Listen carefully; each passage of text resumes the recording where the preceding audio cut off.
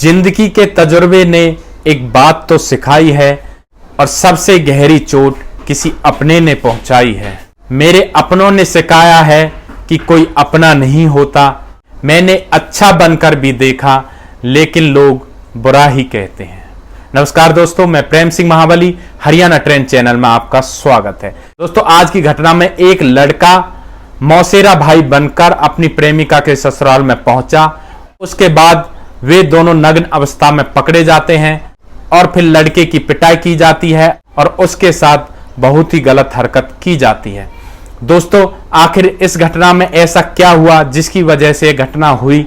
इस घटना की पूरी सच्चाई जानने के लिए आप हमारे वीडियो को अंत तक जरूर देखें।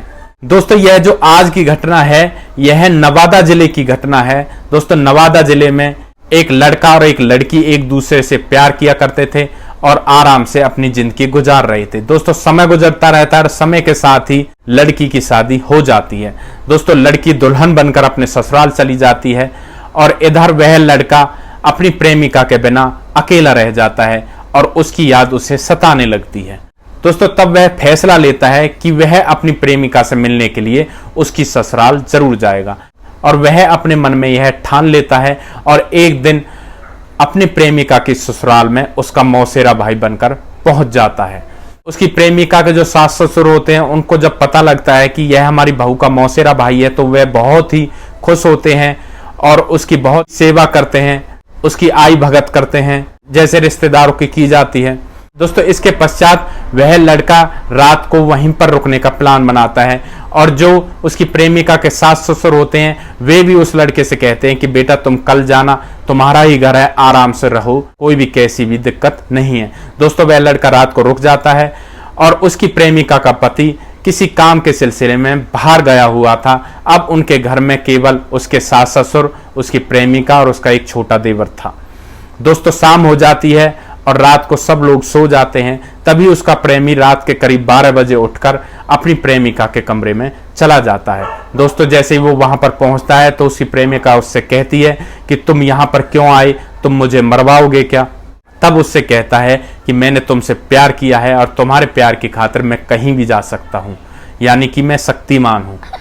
दोस्तों, इसके पश्चात वे दोनों प्यार करने लगते हैं और प्यार करने के चक्कर में यह तक भूल जाते हैं कि तुम्हारी आवाज भी कोई बाहर सुन सकता है। दोस्तों, उनकी आवाज सुनकर उसकी प्रेमिका की साथ जग जाती है और वह देखती है कि यह आवाज कहां से आ रही है, कहीं कोई कुत्ता वगैरह कोई जानवर घर के अंदर तो नहीं आ गया। लेकिन उसे कुछ भी नहीं मिलता है और वह सोच में पड़ जाती है कि आखिर यह आवाज आ कहां से रही है। तभी उसको पता लगता है कि यह आवाज उसके बहू के कमरे से आ रही है। वह अपनी बहू के कमरे के पास जाती है और जो उसमें विंडो लगी होती है उसमें से अंदर की तरफ देखती है तो वह देखती है कि जो उसका मौसेरा भाई था और उसकी बहू दोनों एक साथ नग्न अवस्था में यानी आपत्तिजनक स्थिति में बेड पर पड़े हुए थे। यह देखकर वह चिल्लाने लगती है और उसके चिल्लाने की आवाज सुनकर उसका ससुर वहीं पर आ जाता है और आसपास के लोग भी इकट्ठा हो जाते हैं। इसके पश्चात लड़के को पकड़ लिया जाता है और उसकी पिटाई की जाती है और उसे एक पेड़ से बांध दिया जाता है। और तब सुबह होती है, सुबह पुलिस को बुलाया जाता है और पुलिस मौके पर ही पहुंच जाती है। उनके सुलह मशवरे का इंतजार करती है लेकिन उनके बीच में कोई भी सुलह नहीं हो पाती और इसके पश्चात शाम हो जाती है और शाम को उस लड़के को पुलिस को सौंप दिया जाता है। पुलिस उस लड़के को थाने ले जाती है। उसकी प्रेमिका पुलिस थाने में अर्जी लगाती है कि उसके प्रेमी को छोड़ दिया जाए और उसकी प्रेमिका की अर्जी पर पुलिस उसके प्रेमी को छोड़ देती है और इसके पश्चात उसका प्रेमी अपने घर चला जाता है। दोस्तों, आप इस घटना के बारे में क्या कहना चाहोगे?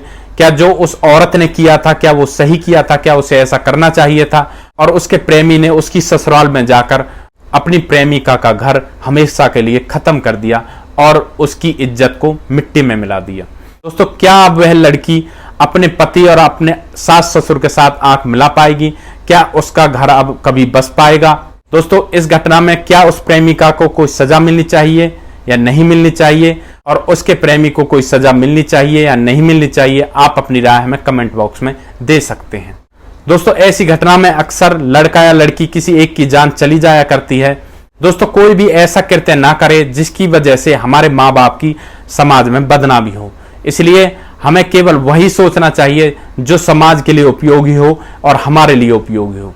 दोस्तों इस तरह की वीडियो हम आपके सामने इसलिए लेकर आते हैं ताकि भविष्य में ऐसी होने वाली घटनाओं से पहले ही आप सावधान हो सकें और ऐसी कोई बड़ी घटना ना हो सके।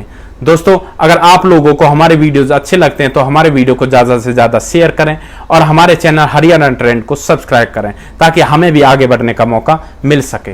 दोस्तों नेक्स्ट वीडियो में एक ऐसी ही सच्ची घटना के साथ आपके सामने फिर से हाजिर होंगे। तब तक के लिए आप सुरक्षित रहें, सावधान रहें, रिश्तों की अहमियत को समझें, परिवार का ध्यान रखें। जय हिंद, जय भारत।